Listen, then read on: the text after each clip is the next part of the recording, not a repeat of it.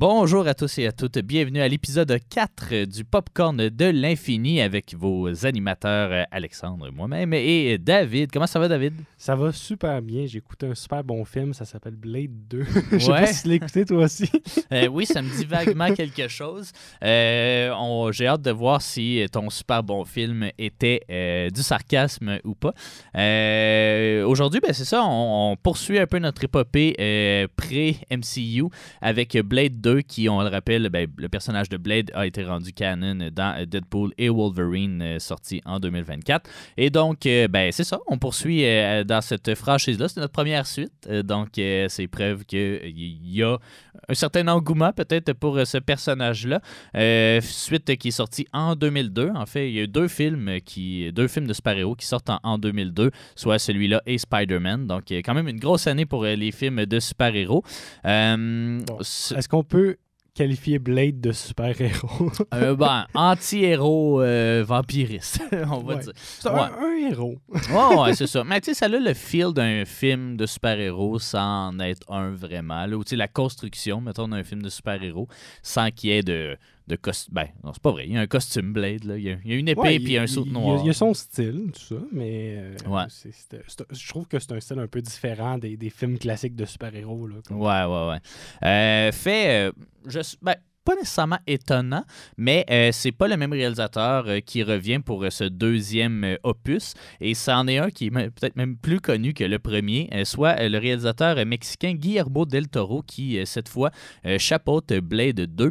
Guillermo del Toro, il est en début de carrière un petit peu, même si ça fait déjà 10 ans qu'il fait des films. Il était surtout connu pour du cinéma un peu d'horreur et un univers un peu gothique. Donc, on peut comprendre un petit peu le casting de tout ça. C'est un grand fan de comic book aussi. Et par la suite, c'est là qu'il va avoir ses lettres, il va acquérir ses lettres de noblesse avec notamment Hellboy, qui est une autre adaptation de comics, cette fois c'est du DC, Hellboy? Je sais pas. Hein? J'ai aucune idée. Ouais, c'est ça. C'est soit DC ou peut-être genre Dark Horse ou je sais pas quoi, c'est un truc annexe. Mais bref. Je supposais être l'expert, mais moi, j'ai jamais lu Hellboy. Ouais. Sinon, il va même gagner des Oscars avec The Shape of Water, avec Le Labyrinthe de Pan.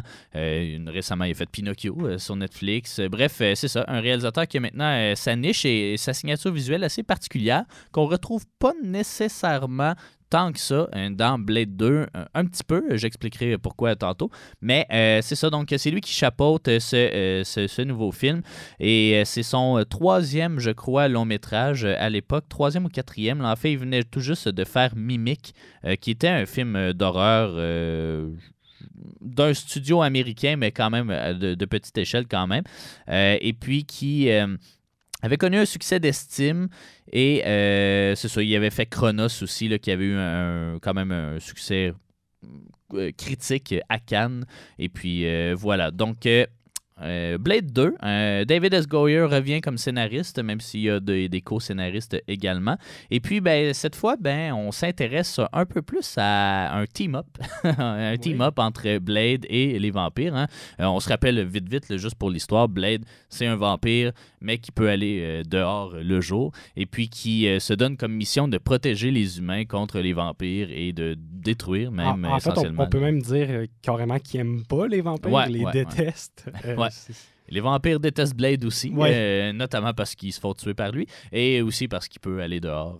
Puis ils ont même... ils sont un peu jaloux. Ouais. Ils ont même formé une équipe, ils ont entraîné une équipe complète de mercenaires vampires pour l'assassiner. Ouais, le fameux Blood Pack.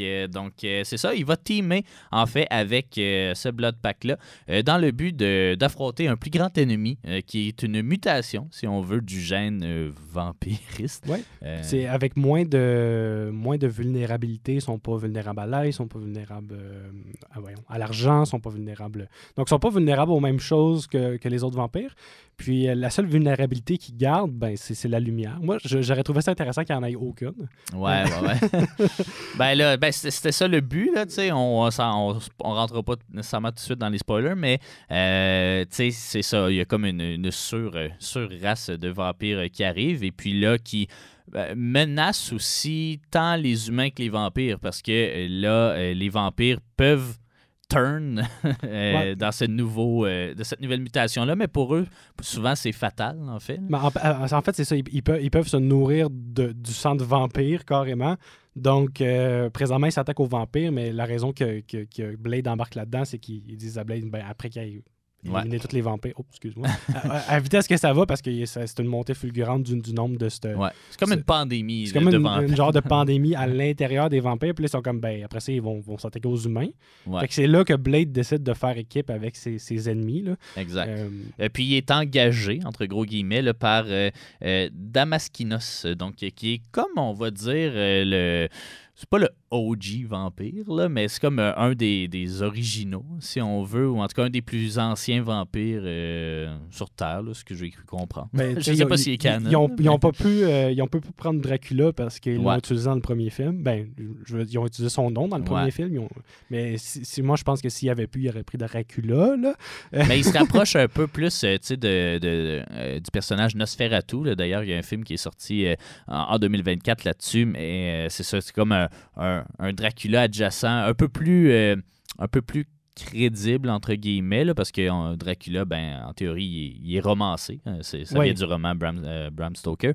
Donc, c'est ça. Puis lui, c'est ça, est un peu calqué, puis là, il gère un peu la nouvelle organisation des vampires là, depuis le départ de Deacon Frost. On fait pas beaucoup d'écho au premier film, d'ailleurs. Là. Pas du tout. En fait, le seul écho qu'on fait, puis c'est avant même que Blade il fasse équipe avec le Blood Pact, c'est il mentionne que Whistler est encore en vie suite au premier film. Ouais, excusez pour le spoiler, mais dans le premier film, pourtant, il y a une scène où est-ce qu'il on le voit pas, là, mais qu'il se tire dans la tête, carrément. Parce qu'il va se transformer en vampire. Mais finalement, les vampires l'ont gardé comme vampire pendant des années. 2 ans. 2 ans. 2 ans? Ouais. OK, ouais, en tout cas... C'est des années par définition. Fait que là, Blade, il est rendu avec un nouvel acolyte qui s'appelle Scott, qui est joué par Norman Reedus. Qu'on connaît plus pour avoir joué Daryl Dixon dans The Walking Dead. Oui, exactement. Donc, un jeune Daryl Dixon. Un jeune Daryl Dixon qui va faire équipe un peu dans le style de jeune Whistler, un peu plus fatigant. Puis... un nerd, là, tu sais. Ouais, c'est ça.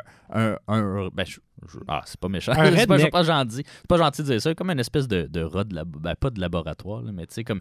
Moi, je dirais que c'est un redneck. Ouais, ok. Un redneck. Je te le donne. Il fait de la mécanique, mais un peu botché. Dans le fond, la prémisse là, du départ, c'est je vais sauver Whistler. Il finit par le sauver, puis il finit. Pas de spoiler, là-dedans, il finit par le guérir super rapidement. Puis là, ça nous met tout un doute dans notre tête sur est-ce que Whistler, il fait partie de la nouvelle espèce de vampire, puis qu'à un moment donné, il va se venger contre Blade. Puis ça, je vous spoilerai pas, vous avez juste à regarder le film pour savoir ça. mais moi, ça laisse semer un doute dans ma tête. Là. Cette prémisse-là, dont on va chercher Whistler, il était supposé être mort, il l'est plus, il revient.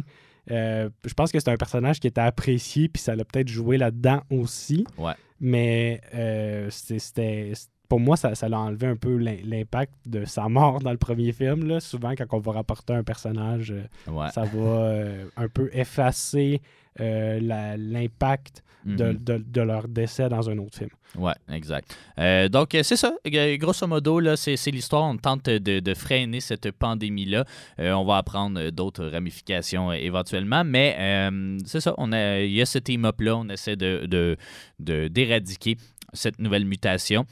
Et puis, le personnage du premier, Karen, disparaît aussi complètement. Il est remplacé un peu par un semi-love interest qui a pas, finalement, il n'y a pas d'amour vraiment entre eux deux, qui est Nyssa, qui est jouée par Léonore Varela, qui est la fille, en fait, de Damaskinos, donc le leader des vampires. Et puis, c'est ça. C'est grosso modo l'histoire de ce Blade-là. C'est ça. C'est une histoire semi avec des sous-entendus d'amour entre Blade et une vampire qui est, je veux dire, quand même de ses pires ennemis, là, les vampires. Mais aussi, Karen disparaît. Par contre, son sérum amélioré reste. Donc, Blade n'a plus le problème qu'il a encore soif. Se shoot. Puis son traitement aussi pour sauver Whistler, ben, c'est le traitement de Karen qui est utilisé. Donc, il y a encore des impacts de son apparition. Par contre, elle n'est pas mentionnée du tout. Non. Comme si elle n'avait pas existé, en fait. De retour à la vie normale, elle a oublié que les vampires existaient. D'après moi, elle retravaille à l'hôpital encore. Puis... Ah oui. C'est ça. Puis sinon, ben, tu sais, vite, là, si on présente un peu le cast, ben, il y a l'acolyte de Guillermo del Toro, qui est Ron Perlman, qui joue Reinhardt, qui est comme un sous-vilain, là, si on veut. Là. C'est comme pas le Némésis, mais c'est quelqu'un qui a été entraîné pour tuer Blade et puis qui, là, ben, où il n'y a pas le choix d'être team-up avec, mais va finir un peu par se retourner contre Blade. Le membre le plus réticent à travailler avec Blade dans le Blood Pact, c'est Reinhardt. Ouais. Puis il joue très bien ce personnage-là d'ennemi de Blade. Il n'a jamais vraiment fait équipe avec lui tout au long du film. Là. Il est juste parce qu'il n'a eu pas le choix, mais sinon... C'est très clair qu'il ne veut pas être en équipe avec ce gars-là. Là. Non, c'est ça. Puis je dirais que c'est la seule personnalité forte un peu de ce Blood Pack-là, qui est quand même comme 6 vilains, je crois. Les autres personnages s'effacent un peu. Ouais. Nissa a une certaine personnalité parce que c'est la fille d'Amaskinos, mais sinon, les autres membres de ce Blood Pack-là sont facilement oubliables. Ouais. Puis Ron Perlman, ben c'est ça, c'est celui qui joue Hellboy notamment. Là. Donc c'est Hellboy. Voilà, pas dans l'univers, là, je parle de l'acteur qui l'interprète. Non, c'est ça. Et puis, fait quand même assez intéressant. Il y a Donnie Yen aussi, qui jouait en fait qui joue un personnage, mais qui est aussi le stunt coordinator du film.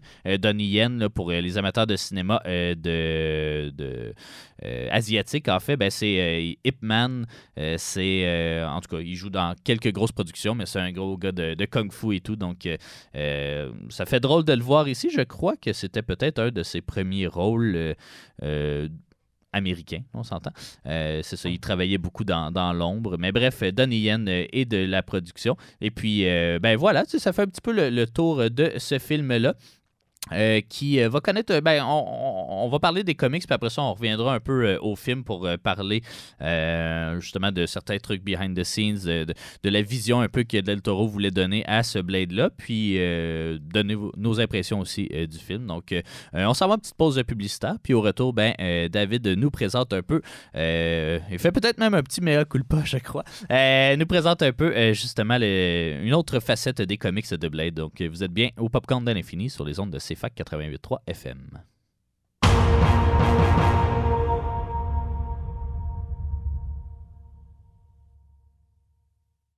Vous êtes de retour au Popcorn de l'Infini. Aujourd'hui, on s'intéresse à Blade 2. David, on t'a déjà fait un petit peu un historique du personnage lors de notre deuxième épisode. Oui. Qu'est-ce qu'il y a à rajouter de plus peut-être sur cet univers, par rapport au film? Au niveau du premier épisode, en fait, ma référence en comics, faut savoir que j'ai lu les comics de la création du personnage de Blade, qui était avant la sortie des films. Puis la sortie des films, ça l'a vraiment popularisé, ce personnage-là. Ça l'a changé son histoire. Donc, quand j'ai mentionné qu'il n'y avait pas nécessairement de comics intéressant de Blade, ce que je voulais dire, c'est avant qui modifie le personnage pour l'adapter au film, parce qu'on s'entend que maintenant, c'est un personnage de l'univers Marvel qui fait partie intégrante. Ça reste un personnage secondaire, pas principal, mais quand même, c'est un personnage que je trouve intéressant dans l'univers Marvel parce qu'il fait contraste avec d'autres.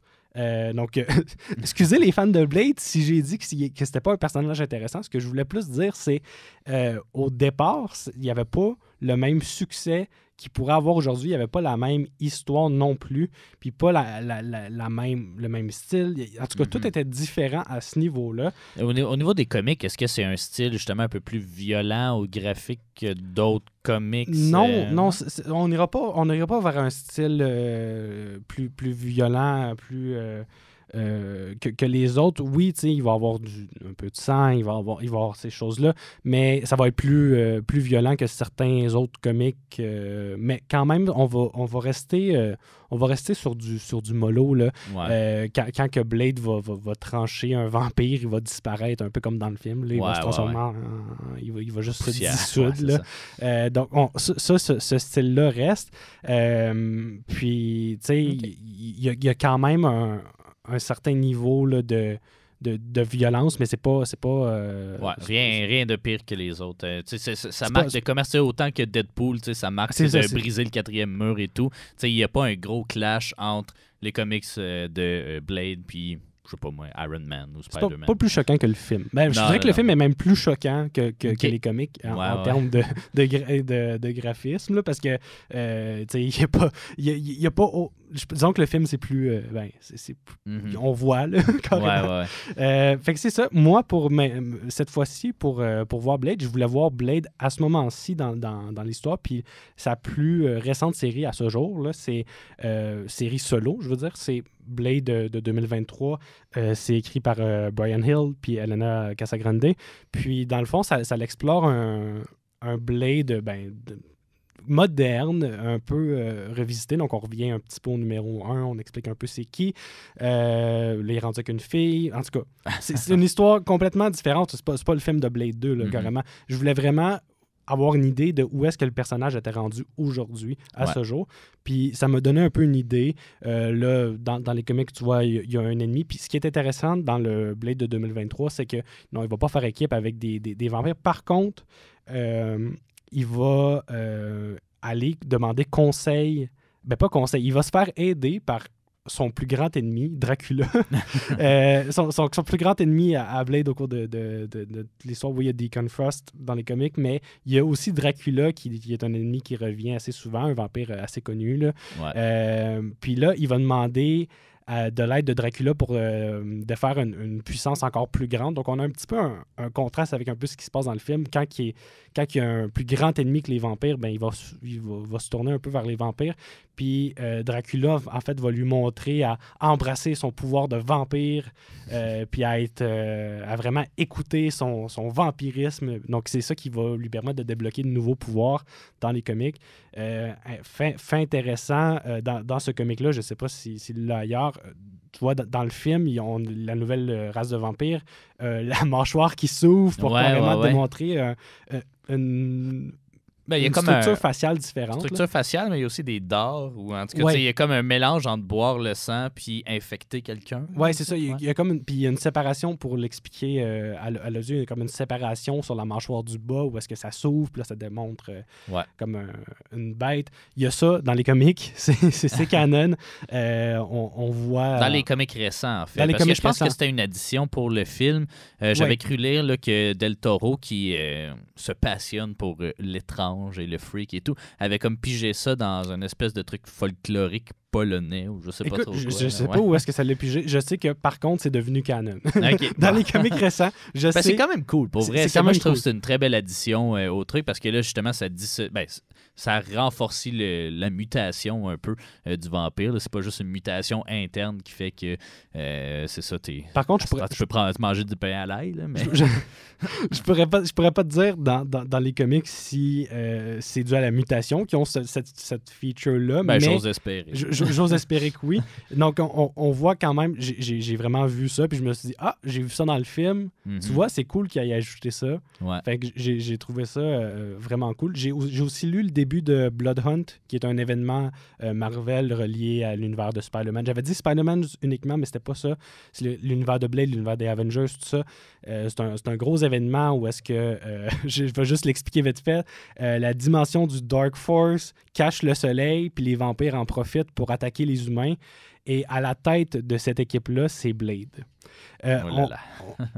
Au moment où je suis rendu, on ne sait toujours pas pourquoi. Mais à la tête de ces vampires-là, il y a Blade. Puis on a un Blade vraiment plus antagoniste. Donc, encore une fois, où est-ce qu'il fait équipe avec les vampires? Cette fois-ci, je ne sais pas pourquoi. Est-ce que c'est du mind control? Il doit y avoir d'autres personnages aussi, genre Morbius. Je ne sais pas trop. Est-ce qu'il pop un moment Oui, donné? il y a Morbius, par contre, qui va adopter une posture plus héros dans celle-là. Bon. Donc, mais tu vois, je garde avec un grain de sel parce que j'ai pas lu l'entièreté encore. Parce que l'entièreté n'est pas encore sortie sur Marvel Unlimited. C'est pas parce que je veux pas. Mais c'est ça. Donc, j'ai pu vraiment me familiariser puis vraiment apprécier ce personnage-là, le découvrir. J'ai eu du fun à l'apprendre. C'est vraiment un personnage qui est drôle, qui a du charisme, puis qu'il y a aussi des des valeurs, puis il va vouloir protéger sa famille dans ce film-là parce qu'il y a maintenant une famille. Là.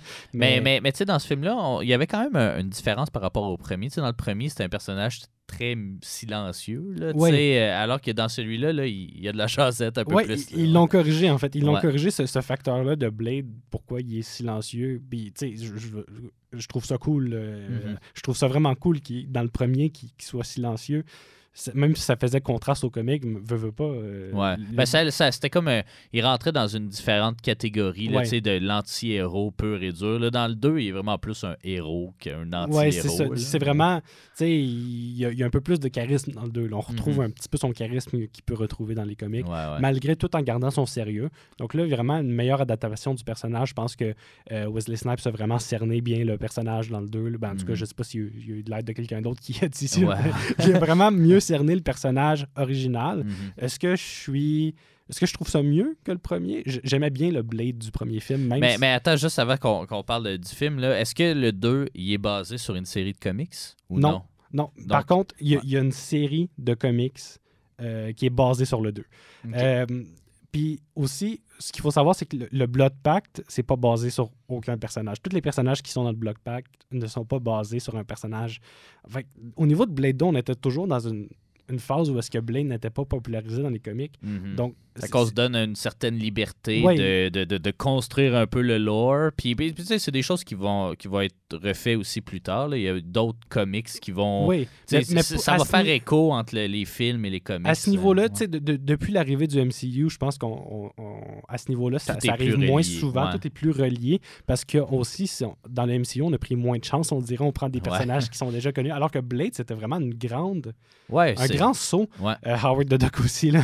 Howard the Duck, c'est une ellipse, là, mais tu sais, on s'entend là, quand Blade 1 est sorti en 98, les seuls films de super-héros qu'il y avait, c'était Superman, c'était Batman, puis des mauvais genre Spider-Man et tout. Fait que, tu sais, il y avait rien, là, tu sais, c'était des personnages que mes grands-parents connaissaient, mais Blade, personne à peu près connaissait ça. C'est quelque chose qu'on est arrivé avec ce projet-là sur la table. Je sais même pas pourquoi ça a été financé ou approuvé, mais ça l'a réussi. Ça l'a réussi parce que c'est comme un personnage Marvel parmi tous les personnages Marvel. Pourquoi t'as pris Blade? Mais ça a fonctionné. Fait que ça honnêtement, il y a du monde à féliciter pour ça, là, si ça a marché. On est dans un univers, juste pour là, faire un petit tour, là, les comics, ça se passe dans l'univers 616. Quand le MCU dit que ça se passe dans l'univers 616, c'est pas vrai, c'est une imitation de 616. Pour ceux qui connaissent moins les comics, là, c'est quoi l'univers 616? OK, dans le fond, on va parler du multivers vite fait, parce que ça se développe justement dans les... C'est à cause du multivers que Blade est rendu canon. C'est ça. C'est à cause du multivers, puis dans le fond, il y a des terres, puis il y a des numéros qui leur ont été assignés là, pour les référencer. C'est, bon, courte histoire, là, c'est Spider UK qui a décidé de faire ça pour une raison. Le gouvernement de la Grande-Bretagne a décidé de numéroter les univers. 616, c'est l'univers dans lequel se passent les comics Marvel. La plupart des comics Marvel, c'est l'univers principal. Quand on parle de Blade, c'est l'univers 26320.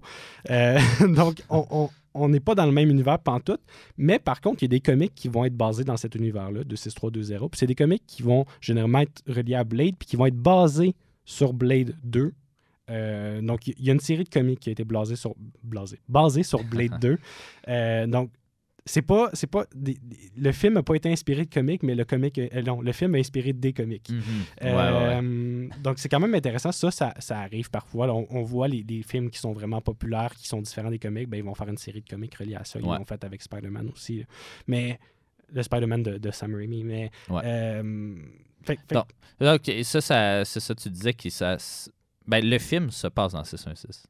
Non? Non, le film se passe dans 26320. Okay. Le 616, c'est l'univers des comics, puis le MCU, c'est le 1999999. Même s'ils disent qu'ils sont le 616, parce que techniquement, si on peut comprendre du MCU, c'est que c'est une imitation du 616. Fait qu'ils disent qu'ils sont dans le 616, mais c'est dans un univers où ça se passe dans des films. Fait que techniquement, ils sont dans un... En tout cas, c'est compliqué.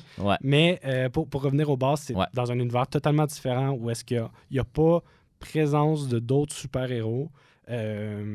C'était bien à la mode avant que le MCU arrive. Ouais, c'est ça. Mais tu vois, dans les comics, c'est pas le cas. Là. Il y a souvent d'autres super-héros qui cohabitent dans le même univers. Puis là, tu disais le Blood Pack, là, qui sont le groupe de vilains qui sont chargés de tuer Blade, mais avec qui ils vont team up. Est-ce que les autres personnages, que ce soit Nyssa, que ce soit Damaskinos, est-ce que eux aussi sont des inventions de... C'est des inventions, puis quand il y a mention de ces personnages-là, c'est souvent après le film. Après le puis, film, il n'y en a pas beaucoup.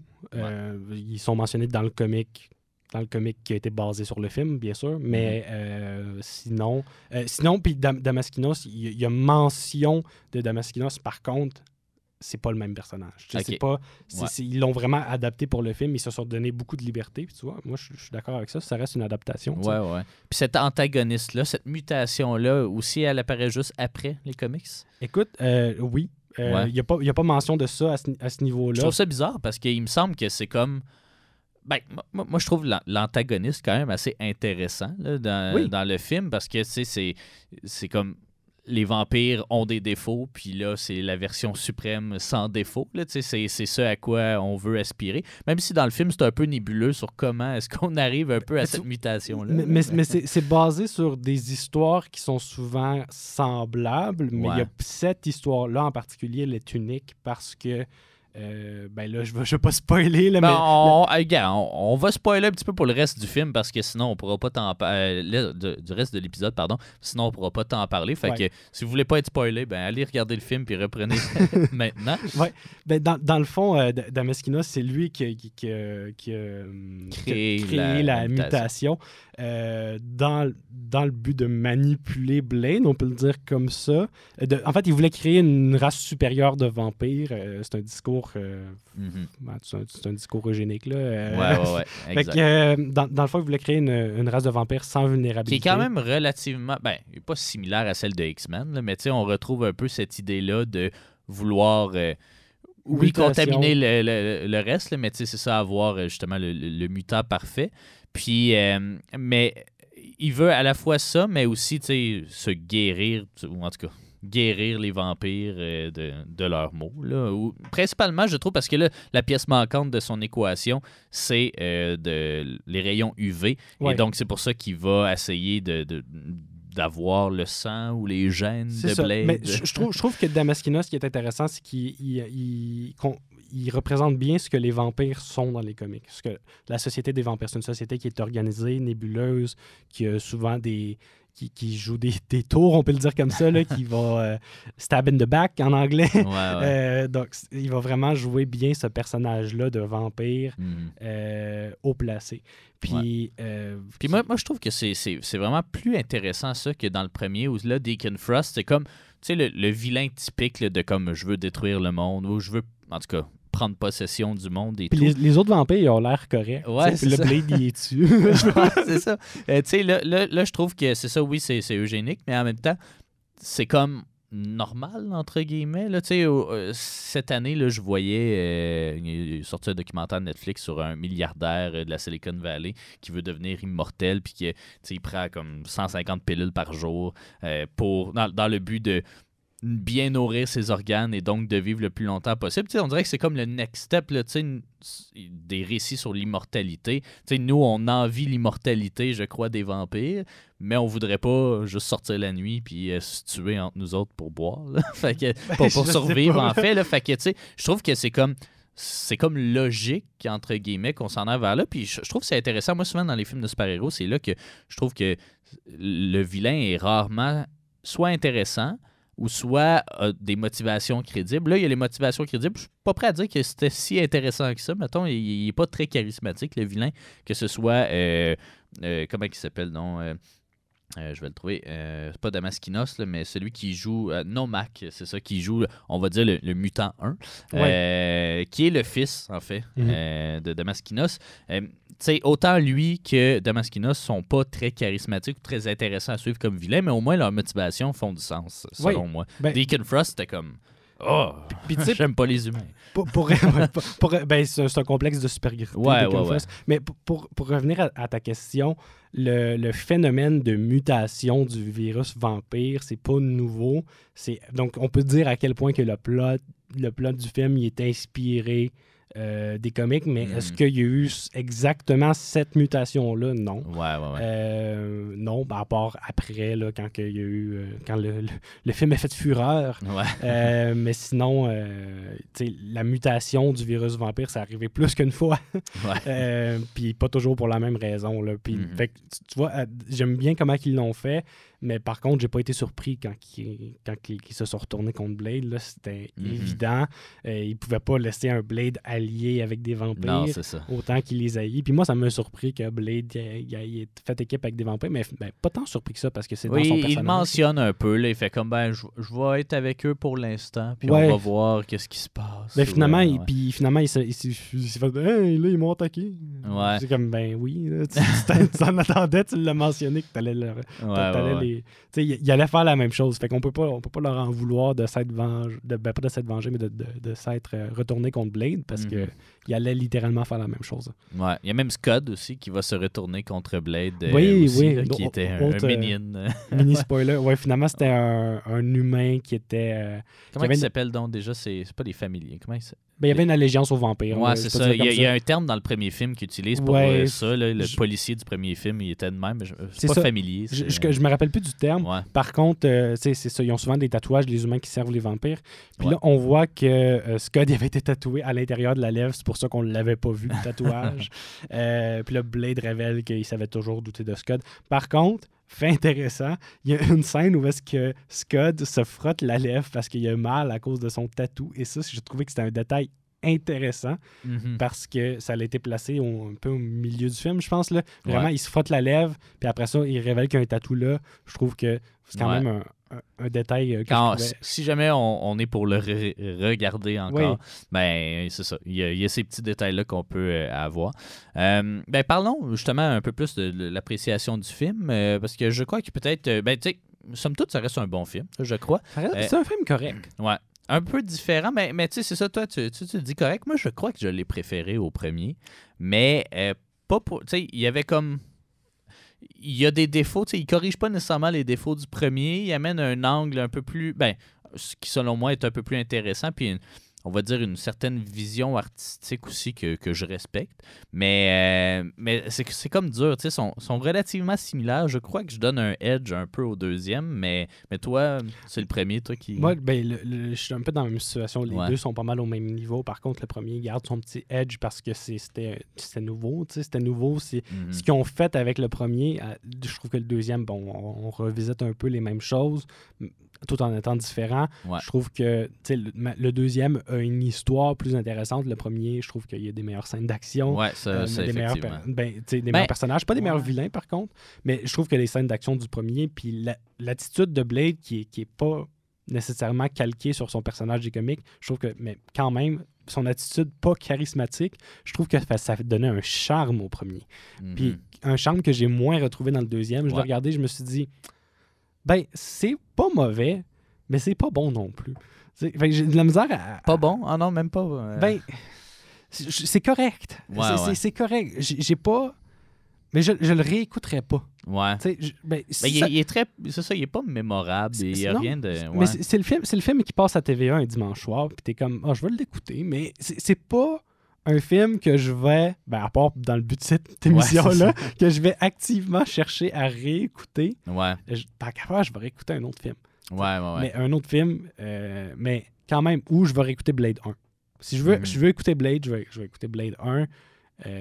Ouais. Ben, je suis d'accord, mais tu sais, moi, j'ai... Tu sais, Guillermo del Toro, je suis quand même sa carrière d'assez près, puis c'est ça, j'aime son... je sais pas comment le dire, mais comme ça, mais pas sa sensibilité, mais en tout cas, tu sais, il aime ça, les films de monstres, un petit peu, puis je trouve que ça paraît. Moi, je trouvais ça, tu sais, vraiment la bouche qui s'ouvre, grande ouverte et tout, je trouve que c'était vraiment bien fait, tu sais. Puis c'était plus original, justement, que le vilain du premier. Là, encore une fois, j'ai trouvé qu'il y a certains moments un peu plus grand public ou des jokes ou des liners ici et là que là, j'étais comme, OK, on est dans moins dans le film d'auteur, puis plus dans comme le divertissement grand public. C'est correct, là, c'est la visée, puis on veut rentabiliser le film aussi. Là. Mais il y avait de quoi dans... Je pense qu'il y avait deux... Bon, ouais, non, ben, vas-y. Je pense qu'il y avait deux plot holes. Les plot holes, c'est quoi? C'est des inconsistances dans l'histoire. Ouais. Deux majeures, puis c'est tout relié un peu à la même situation. Whistler, il se fait soigner rapidement, puis Scott dit à Blade, fais-y pas confiance, il s'est fait soigner trop rapidement, j'ai jamais vu ça. Ouais. Puis c'est pas rementionné ailleurs dans le film, finalement c'est Scott qui était l'ennemi, fait qu'on peut se dire ok, il a peut-être dit ça parce qu'il voulait mettre le doute sur Whistler. Par contre, il y a le même problème au niveau de Scott. Blade, il a dit qu'il faisait jamais confiance, mais il a travaillé avec pendant 2 ans. Ouais. Puis pas juste ça. Scott, ça dit qu'il a été rencontré par Blade pendant qu'il se faisait attaquer par des vampires. Ouais. C'est quoi? C'était une mise en scène? Je trouve qu'il y a une inconsistance dans le scénario du film à ce bout-là parce que on n'a pas le contexte puis on n'est pas capable de... Tu sais, je veux dire, au niveau, quand j'ai su que c'était un ennemi de Blade puis un allié des vampires, j'étais pas surpris parce qu'on le connaît pas, ce gars-là.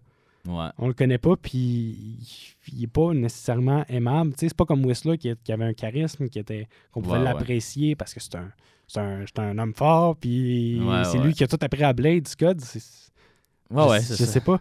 J'ai de la misère à m'attacher à ce personnage-là. Puis j'ai eu de la misère tout au long du film. Quand Whistler revient, il prend sa place en arrière-plan, puis tout au long du film. Mais écoute, un film complet avec Scott, puis j'ai toujours pas appris. Il a pas sauvé personne, il a pas... Ouais. Mais je trouve qu'il y avait quand même certaines additions assez intéressantes. Les espèces de bombes UV aussi, là, je comprends pas pourquoi ça existait pas. Ou en tout cas, ils ont l'air de les avoir créées là pour se battre contre la mutation, mais on s'entend que même contre les vampires normaux, ça serait assez efficace. Tu t'en vas dans un rave, tu pars ça, puis tout le monde meurt. Là. Écoute, il y avait besoin de quelque chose. Ouais, c'est ça. Mais je trouvais ça intéressant, les bombes UV, par contre. Scientifiquement, je sais pas si ça fait du sens. Il aurait pu juste prendre un appareil photo pour faire un flash. Là. Ouais, c'est ça. Y a-tu du UV dans un flash? Je sais pas. Oui, techniquement, il y a du UV dans toute lumière. Là. Ouais. Fait que finalement, techniquement, si on ouvrait la lumière... Bon, scientifiquement, les vampires, ça fait pas de sens, là, mais on va laisser ça... On va laisser ça au scénario. Puis, c'est ça. Mais... Je comprends tes points. Moi, je pense vraiment que... c'est ça. Les deux s'équivalent, mais pas nécessairement pour les bonnes raisons. Pour les mêmes raisons, pardon, pas pour les bonnes raisons. Mais c'est ça. Ça reste un divertissement bien correct d'après-midi ou de soir, de fin de soirée. J'ai quelques petits... fun fact ou trivia un peu sur tout ça. D'abord, ce serait le film préféré de Wesley Snipes parmi les 3 Blades. Le 3, on va en parler dans quelques films, dans quelques épisodes, là, mais dans mon souvenir, il était pas bon. Puis, spoiler, il est pas bon. Ouais, c'est ça. Il sera pas du calibre des deux premiers. Il y avait...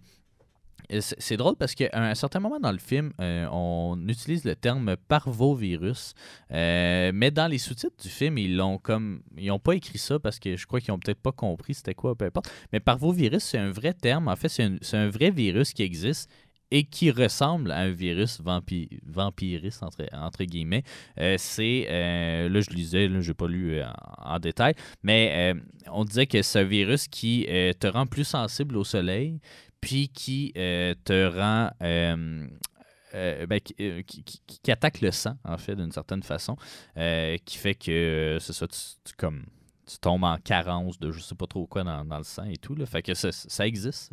On pourrait être vampire. Dans le fond, c'est un gamer qui sort pas qui est anémique. Là. Ouais, c'est ça, quasiment. Ouais. Sinon, Scott, à un certain moment, ça c'est juste un fun fact, a un t-shirt de Hellboy, ou en fait une référence à Hellboy. Donc, Del Toro va réaliser justement les 2 Hellboy pas longtemps après, 2 ans après seulement. Mais je pense que Del Toro, c'est un fan de Hellboy aussi. Là. Ouais, c'est ça. C'est ça, les univers de monstres et ces affaires-là. Aussi, il y a une référence à Doctor Strange dans le film. Il y a une scène où Novak et Blade se battent comme dans le top d'une église. Là, pas sur le toit d'une église, c'est comme à l'intérieur de l'église, mais dans les hauteurs. Bref, c'est ça, il y a un vitrail, en fait, qui est le médaillon de Doctor Strange. Fait que, référence aussi, ça a l'air que Del Toro est un grand fan de Doctor Strange et aurait aimé réaliser une adaptation à un moment donné. Donc, on y a fait une petite référence. Puis ça fait du sens parce que l'univers de Blade est très, très, très relié à l'univers de Doctor Strange. En fait, ils sont dans le même univers. Là, dans les comics, ils travaillent souvent ensemble. Ouais. Le scénariste Goyer voulait avoir Morbius comme vilain. Il voulait l'avoir aussi dans le premier, mais finalement, c'est Marvel qui, en voulant en faire une franchise distincte, a décidé de ne pas l'utiliser. Bon, ce film-là est arrivé finalement, mais beaucoup plus tard et beaucoup moins intéressant Par Sony. que prévu. Ouais, c'est ça. Mais c'est ça. Ça aurait fait du sens, je crois, là, d'avoir rassemblé ces deux personnages-là dans le même film. Morbius, qui est quand même des capacités d'être un anti-héros, là, ça serait intéressant d'avoir un vilain deux anti-héros. Ouais, ouais. Ça. Sinon, ça, je l'avais mentionné, justement, tout l'aspect... Ben, c'est un mélange, en fait, tu sais, la bouche qui s'ouvre et le dard. C'est un mélange de mythologie polonaise, comme je mentionnais, puis aussi de Beneath the Planet of the Apes, qui, je crois, est peut-être le deuxième ou le troisième là, dans la planète des singes originaux. C'est un film, justement, où il y a des mutants sur la planète et puis qui ont une bouche qui s'ouvre comme ça. Del Toro a dit qu'il y avait plusieurs choses du film qu'il n'aimait pas. Bon, avec raison ou pas, là, notamment sur des dialogues qu'il trouvait soit pas drôles ou soit impertinents. Peut-être qu'il aurait aimé mieux justement la mouture originale du Blade. Mais puis aussi certains effets de CGI. Puis on sentait un peu plus de CGI, je crois, dans ce film-là, que ce soit dans l'over-utilisation des rayons UV, mais même dans les scènes d'action aussi. Là. Des fois, ça marchait bien, des fois, ça avait mal vieilli. Ça dépendait des scènes. Ça dépend des scènes, mais aussi c'est parce qu'il y a moins de scènes carrément d'acrobatie de Blade, je trouve. En tout cas. Plus de combats corps à corps. De combats corps à corps, ouais. Puis un petit peu de gun. Surtout dans les égouts. J'aimais le fait qu'il utilise moins son fusil, là, parce que je trouvais ça... Ouais, c'est les autres qui l'utilisent. Ouais, dans le premier, je trouvais ça, les fusils, je trouvais que c'était... bon. Ouais. Le gars Blade, ils sont immunisés aux balles d'argent. Ouais. Mais le gars s'appelle Blade, on s'entend. Ouais. Il utilise pas tant que ça son épée, même dans celui-là. Ouais, là. Non, ça, c'est le plus grand problème. Ouais. Et maintenant, ils vont comprendre. Puis juste pour répondre, Hellboy, c'est Dark Horse Comics. Ah, voilà. Del Toro dit aussi qu'il voulait donner au film un feel à la fois de comic book et d'animation japonaise, d'animé, j'imagine. J'avoue que je comprends un peu, mais en même temps, j'ai pas de scène qui me viennent en tête. J'ai senti le feeling comic book plus dans celui-là que dans le premier. Par contre, c'est pas une bonne... Même si je suis un fan de comics, je trouve pas que c'est une bonne chose. Parce que en tout cas, moi, quand je regarde un film, je veux une adaptation. Mais j'ai senti le feeling comic book dans certaines scènes. Là. Puis, il avait beaucoup étudié, en fait, le premier film dans le but de, tu sais, des fois, quand c'est pas le même réalisateur qui reprend le projet, ben, tu sais pas sur quelle suite tu vas avoir. Là. Soit c'est le studio qui t'impose un peu une direction, ou sinon, ça donne des films diamétralement opposés. Là. Pensez à Harry Potter, mettons, 1 et 2, qui sont faits par le même réalisateur, puis le 3, qui est Alfonso Cuarón, un autre Mexicain, qui aime bien le gothique. Fait que le 3, il est très dark aussi. Donc là, il y avait vraiment un souci de respecter l'univers du matériel d'origine. C'est pour ça que, selon moi, c'est le film de Del Toro où il y a le moins sa touche, même s'il l'a à l'occasion. Juste parce que, c'est ça, je crois qu'il comprenait qu'il arrivait dans un nouvel univers. Puis, tu sais, il voulait pas manquer sa chance non plus. Là, c'est son premier film de grand déploiement. C'est le style de Blade 1 augmenté, comme avec sa touche. Mais au goût du jour, là, parce qu'il arrive 4 ans après le premier. C'est ça. Mais le 1, on est vraiment dans un style sombre, vampire. Puis là, on rentre dans un style plus monstrueux, on peut le dire comme ça. Mais c'est quand même une transition douce. Il n'y a pas de non, c'est ça. transition. Puis parlant de monstrueux, effectivement, ça, il voulait s'éloigner, en fait, du vampire raffiné, là, des espèces de dandy. Des fois, on représente les vampires comme ça. Il voulait les faire vraiment menaçants. Puis je pense que c'est un objectif réussi là, avec cette bouche-là. C'est ça. Puis le seul défaut, c'est que après la mutation, tout le monde se ressemble. Là, ils perdent tous leurs cheveux, ils deviennent tous blancs. Mais j'ai vu un changement dans l'attitude des vampires, de la société des vampires aussi, du premier au deuxième, parce que dans le premier, on dit, bon, les vampires sont corrects, c'est juste Deacon Frost le problème. Puis là, dans le deuxième, c'est comme, hey, la plupart sont pas corrects, puis il y en a qui sont corrects, comme Nissa. Mais à part ça, la plupart sont malicieux. Là, cette différence-là, elle est marquée, puis je pense qu'il y a un changement dans la direction des vampires là, dans le deuxième qui est marqué, puis qui est aussi une inconsistance là, entre le premier et le deuxième, mais c'est pas fâchant. Non, c'est ça. Puis je termine avec est-ce que c'est un succès ou pas. Succès critique mitigé, mais succès commercial, oui, sur un budget de 54 millions. Il a fait 155 millions. Donc, habituellement, un film est considéré un succès quand il fait 3 fois son budget. Donc, c'est mission réussie, mais je crois que le 3 va connaître un peu moins de succès, malheureusement. Mais je pense que aussi c'est une question de temps. S'il sortait ce film-là aujourd'hui, là, ça marcherait pas. Non, c'est ça. À cette heure, il y a tellement de diversité, il y a tellement d'offres de qualité et de moins bonne qualité que c'est ça, il faut vraiment faire de quoi de wow! C'est ça. Attirer vraiment les gens en salle, puis pas qu'ils droppent ça sur Disney+, une semaine et demie après. Fait que, bref, c'est ça, c'est notre petit tour d'horizon. Au retour de la pause, on attribue nos popcorn à Blade 2. Vous êtes toujours au popcorn de l'infini. Restez des nôtres.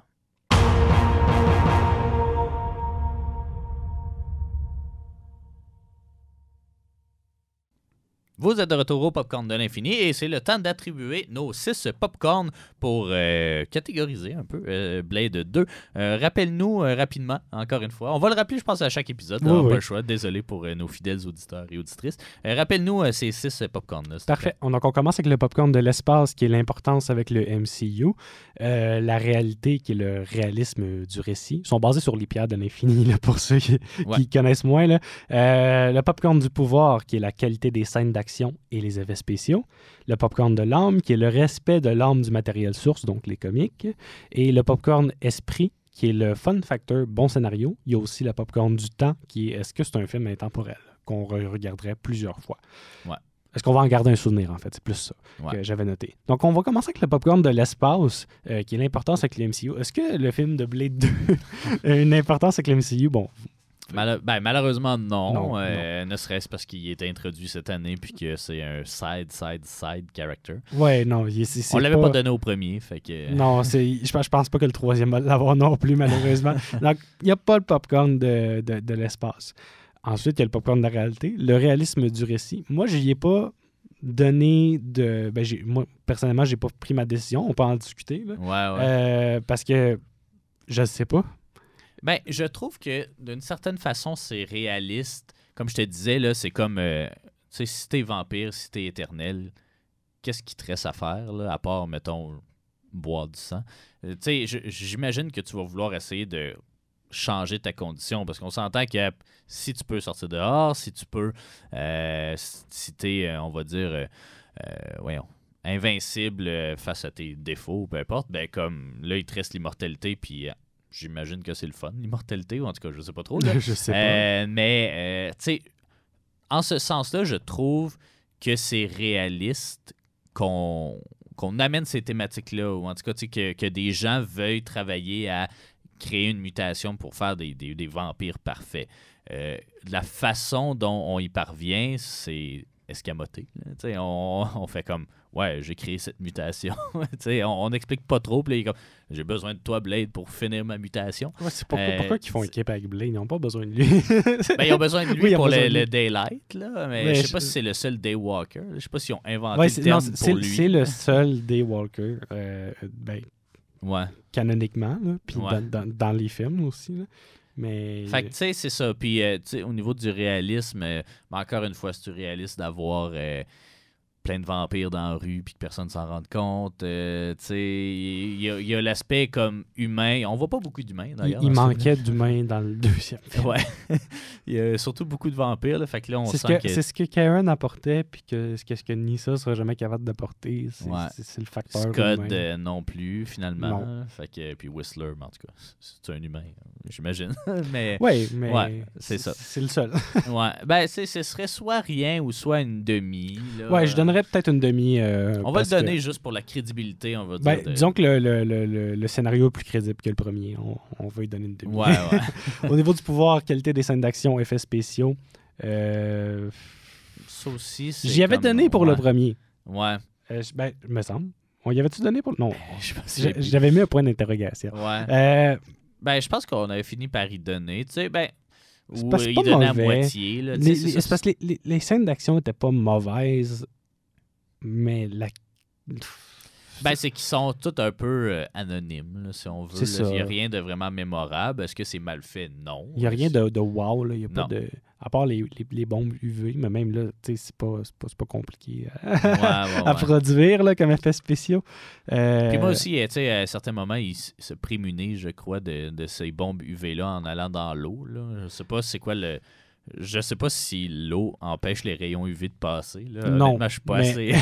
je suis pas assez ça les connaissant. réfracte. Mais Ouais. en fait, ça les réfracte. Donc, je sais pas. Ouais. Mais bref, tout ça. Mais la raison pourquoi j'y en donnerais peut-être une demi. Là, j'ai dit que j'en donnerais pas là, dans ma tête. Mais finalement, je donnerais peut-être une demi au niveau des costumes. Puis au niveau. Juste la bouche qui s'ouvre carrément. Ouais. C'est vrai. On a été dans quelque chose de nouveau, puis je pense que ça vaut un demi-popcorn. Ouais. Puis c'est pas du CGI, tu sais, c'est pas vraiment pas du du CGI, ouais. non. C'est quand même plus intéressant. C'est mieux fait que le premier, mais en même temps, on est 4 ans plus tard. Là, aussi. Ouais. Fait que, faut que je regarde ça avec mes lunettes de 2002. 2002. L'année où est-ce que je suis né. Fait que c'est pas... Regarde ça, regarde que c'est ça. Replace-toi, toi, nouveau-né, là, qui Ouais, regarde c'est Blade. ça. Là. Est-ce que lui, il aurait eu du fun? Je suis sorti en même temps que Blade.